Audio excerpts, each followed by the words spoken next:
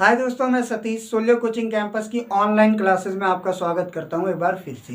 पिछले वीडियो में हमने पढ़ा था कार्बन और उसके अपरूप को, जिसमें हमने देखा था हीरे को, ग्रेफाइट को, ग्रेफीन को, फुलेरीन को और सीएनटी को। सीएनटी बोले तो क्या, आपका कार्बन नैनो ट्यूब को। उस पार्ट में आपने जो भी पढ़ा था उसमें सबसे ज्यादा महत्वपूर्ण क्या था, ग्राफीन और सीएनटी, वही कार्बन नैनो ट्यूब। तो उम्मीद है वो वीडियो आपको काफी पसंद आए होंगे, क्योंकि उसके पहले आपको उन चीजों की जानकारी नहीं थी। तो चलिए आज का जो वीडियो हमारा उसे देख लेते हैं। आज की जो हमारी टॉपिक है वो जैव शक्ति सिद्धांत है। जैव शक्ति सिद्धांत क्या था, किसने दिया था और ये किस प्रकार से खंडित हुआ या टूटा, तो आइए इसे अब देख लेते हैं। तो देखिए, पहले जैव शक्ति सिद्धांत से पहले मैं आपको एक छोटी सी कहानी बताता हूँ। देखिए, प्रारंभ का मतलब जो वैज्ञानिक दौर चल रहा था शुरुआत में, तब की बात हो रही है, ठीक है ना। उस समय वैज्ञानिक कार्बनिक यौगिकों को लेबोरेटरी मतलब अपनी प्रयोगशाला में बनाना चाहते थे। जैसे कोई भी कार्बनिक पदार्थ हो गया, उसको जब बनाना चाहते थे, अल्कोहल हो गया या एसिटिक अम्ल हो गया, जो भी चीजें, तो वो बना नहीं पा रहे थे। किसे? कार्बनिक यौगिक को। कहाँ पर? प्रयोगशाला में। तो इसी तरह एक वैज्ञानिक थे, उनका नाम था वर्जीलियस। ध्यान दीजिएगा, वर्जीलियस। जो वर्जीलियस साहब थे, ये भी बहुत प्रयोग किए कि कार्बनिक यौगिकों को हम क्या कर लें, प्रयोगशाला में बना लें। लेकिन जब ये थक हार गए, इनसे भी कार्बनिक यौगिक प्रयोगशाला में नहीं बना, तो इन्होंने 1815 ईस्वी में, ध्यान रखिएगा, 1815 ईस्वी में क्या किया कि अपने प्रयोग से जब हार हो गए, थक हो गए, तो इन्होंने क्या कहा, जैव शक्ति, इसको कार्बनिक यौगिक भी कहते हैं ना, जैव शक्ति को प्रयोगशाला में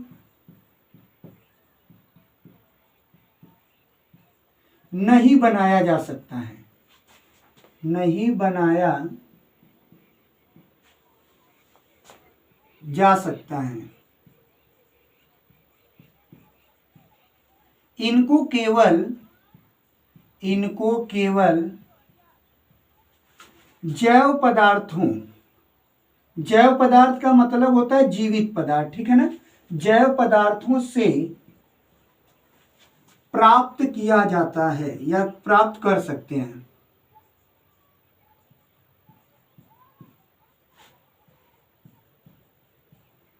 आई बात समझ में? किसने कहा? वर्जीलियस साहब ने। क्या कहा कि जो जैव पदार्थ हैं, जैव शक्ति का मतलब वही कार्बनिक पदार्थ, ठीक है ना, इनको प्रयोगशाला में नहीं बना सकते, इनको केवल क्या कर सकते हैं, जैव पदार्थ का मतलब जीव जंतु या पेड़ पौधों से ही प्राप्त किया जा सकता है। तो ये किसका सिद्धांत था? वर्जीलियस का। और इसी सिद्धांत को क्या कहा गया? जैव शक्ति सिद्धांत। अब बात आती है, ये सिद्धांत टूटा कैसे? तो देखिए, इन्हीं के एक शोध छात्र थे जिनका नाम था होलर, ठीक है, वैज्ञानिक होलर। सन कौन सा था भाई? 1828, मतलब इनके सिद्धांत के 13 साल बाद। तो ये क्या कर रहे थे, ये अपने लैब में अमोनिया NH3, ये एक अकार्बनिक यौगिक है, इसको लेकर साइनिक अम्ल के साथ HCNO, साइनिक अम्ल या हाइड्रोसाइनिक अम्ल कहते हैं, को क्या कर रहे थे, गर्म कर रहे थे। तो जब इन दोनों को मिलाए ना, तो बना क्या आपका, अमोनियम साइनेट नामक एक यौगिक बन गया। और ये भी आपका क्या था, अकार्बनिक था। जानते रहिएगा ना, ये यौगिक कैसा था आपका, अकार्बनिक था। हुआ क्या कि इनको बनाना था अमोनियम साइनेट, तो इन्होंने बना तो लिया था, लेकिन गलती से, भूलवश, ये कुछ ज्यादा ही गर्म हो गया। कौन? Ammonium cyanate. और ये कन्वर्ट हो गया NH2CONH2। तो जब ये कन्वर्ट हुआ ना, तो होलर को दुख हुआ था पहले, लेकिन जब ये पदार्थ बना तो इसका कहे कि अब तो बन ही गया है, चलिए भाई देख लेते हैं कि ये क्या है। जब उन्होंने इसका अध्ययन किया, किसका? NH2CONH2 का, तो पाया कि ये भैया जैव नमूने का एक अंश है, जिसका नाम क्या है, यूरिया। आई बात समझ में? ये एक जैविक पदार्थ मिल गया उनको, यूरिया। और यूरिया कैसा होता है?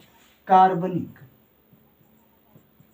अब जरा बताइएगा भाई, इनके गुरु ने कहा कि कार्बनिक यौगिक प्रयोगशाला में नहीं बनेगा और इन्होंने बना दिया, तो यह सिद्धांत रहेगा जैव शक्ति सिद्धांत।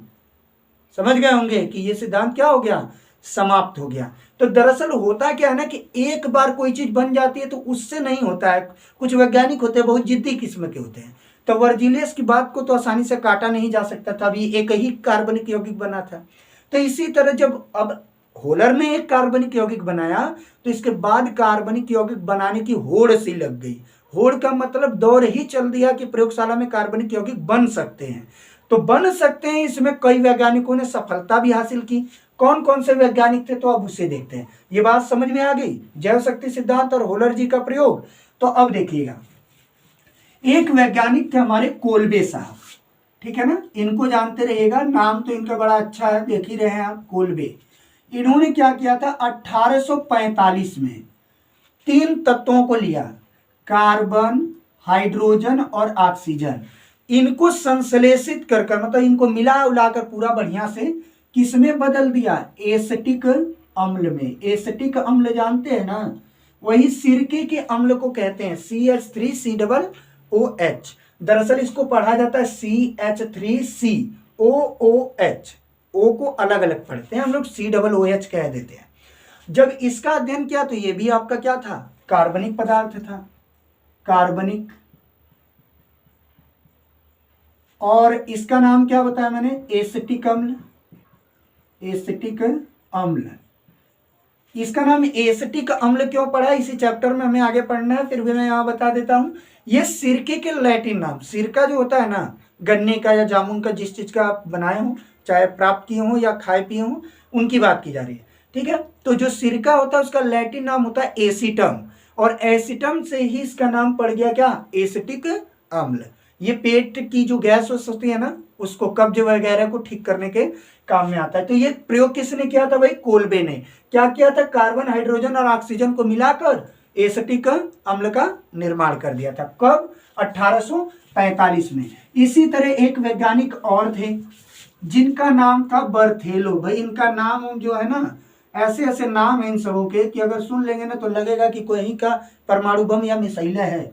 बर्थेलो, ठीक है। बर्थेलो साहब ने क्या किया था, 1856 ईस्वी में इन्होंने क्या किया कि कार्बन और हाइड्रोजन, अब इन्होंने 2 तत्वों को लिया, कार्बन और हाइड्रोजन को, और इससे बना किसे दिया, मेथेन को। और मेथेन भी आपका क्या है, एक कार्बनिक यौगिक है, ठीक है। अब बात समझ में आ गई। जब प्रयोगशाला में धुआंधार क्या बनने लगे, कार्बनिक यौगिक, तो ये जो जैव शक्ति सिद्धांत था वर्जिलियस साहब का, ये क्या हो गया, समाप्त हो गया। तो मेरी उम्मीद है यहाँ पर आपको जैव शक्ति सिद्धांत पूरी तरह से समझ में आ गया होगा कि किन वैज्ञानिकों ने कैसे जैव शक्ति सिद्धांत का खंडन किया और वर्जिलियस साहब का जैव शक्ति सिद्धांत क्या था।